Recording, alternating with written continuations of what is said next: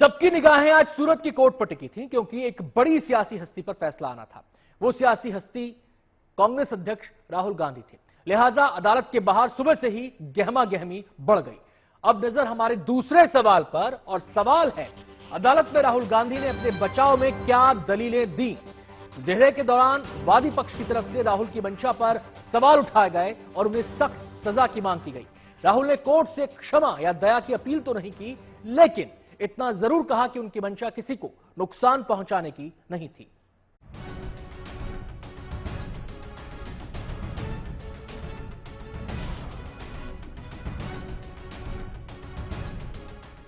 सूरत में कोर्ट के बाहर गहमा गहमी के बीच जब राहुल गांधी कोर्ट में पेश हुए, सबकी निगाहें उनके जवाब पर टिकी हुई थी। राहुल गांधी को अदालत ने गुनहगार ठहरा दिया तो राहुल गांधी को कटघरे में बुलाया गया। राहुल गांधी ने जज के सामने ये जरूर कहा कि किसी को ठेस पहुंचाने की उनकी मंशा नहीं थी, लेकिन उन्होंने कोर्ट से क्षमा या दया की अपील नहीं की। कोर्ट ने उन्हें 2 साल की सजा सुनाने के साथ साथ उन्हें 30 दिनों के लिए जमानत भी दे दी है, ताकि वो फैसले के खिलाफ अपील कर सके। अच्छा, 2 साल की सजा सुनाई गई है, उसके बाद बेल के लिए अप्लाई किया। अब आगे का स्टेप कांग्रेस की ओर से क्या रहेगा? जो प्रोसीजर है सीआरपीसी के मतलब 3 साल की सजा के लिए कोर्ट ऑर्डिनरीली सस्पेंड करती है कि उसको सस्पेंड करना चाहिए, ऐसे जोगवाई हैं सीआरपीसी में। ये 2 साल की सजा थी तो सस्पेंशन तो होना ही था। नेक्स्ट जो स्टेप होगा वो अपील करनी है सेशंस कोर्ट में। राहुल गांधी के मामले में याचिकाकर्ता पूर्णेश मोदी के वकील ने तर्क दिया कि आरोपी राहुल गांधी ने सुप्रीम कोर्ट में लिखित माफी मांगी थी और सुप्रीम कोर्ट ने उन्हें भविष्य में ऐसा न करने की चेतावनी भी दी थी। इसके साथ ही उनकी तरफ से कहा गया कि राहुल गांधी खुद सांसद है और उनका ऐसा करना सही आचरण नहीं है।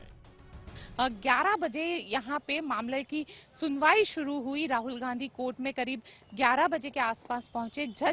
जज के जरिए इसकी सुनवाई शुरू की गई और सीधे ही राहुल गांधी को दोषित करार दिया गया। दोनों पक्षों की दलीलें सुनने के बाद कोर्ट ने राहुल गांधी को 2 साल की सजा सुनाई। आरोपी को सर्वोच्च न्यायालय द्वारा सतर्क रहने की सलाह दी गई थी, लेकिन इसके बावजूद उसके आचरण में कोई परिवर्तन नहीं आया है। आरोपी खुद सांसद है और जनता को संबोधित करने का उनका तरीका गंभीर है। ऐसे में उनकी कही गई बातों का व्यापक प्रभाव है और उनके अपराध में बहुत गंभीरता है। यदि आरोपी को कम दंड दिया जाता है तो इससे जनता में गलत संदेश जाएगा और मानहानि का मकसद भी प्राप्त नहीं होगा। इसलिए सभी तथ्यों पर विचार करते हुए आरोपी को 2 साल की सजा सुनाई जाती है। ठीक है, वकील ने बोला कि राहुल जी को 2018 में सुप्रीम कोर्ट ने वार्निंग दिया था कि माफी मांगी थी कि आपका कंडक्ट भविष्य में ठीक रहे। वो बात बताते हुए उसने मैक्सिमम सेंटेंस के लिए फरियादी के वकील ने दलील की। लगता है अभी जजमेंट हाथ में नहीं आया कि उनकी दलील कोर्ट ने मान ली है और 2 साल की सजा सुनाई दी है। अपने बयानों को लेकर राहुल गांधी पहले भी विवादों के साथ साथ कानूनी मुसीबतों से घिरे रहे हैं। 2019 के लोकसभा चुनाव प्रचार के दौरान राहुल गांधी ने चौकीदार चोर है का नारा दिया। राहुल ने फ्रांस के साथ राफेल लड़ाकू विमान के सौदे में घोटाला होने का दावा किया था। साथ ही कहा था कि सुप्रीम कोर्ट ने भी मान लिया है कि चौकीदार चोर है। हालांकि बाद में उन्होंने सुप्रीम कोर्ट से बिना शर्त माफी मांग ली थी। इतना ही नहीं, अभी भी राहुल अपने विवादित बयानों को लेकर कानूनी मुकदमों का सामना कर रहे हैं।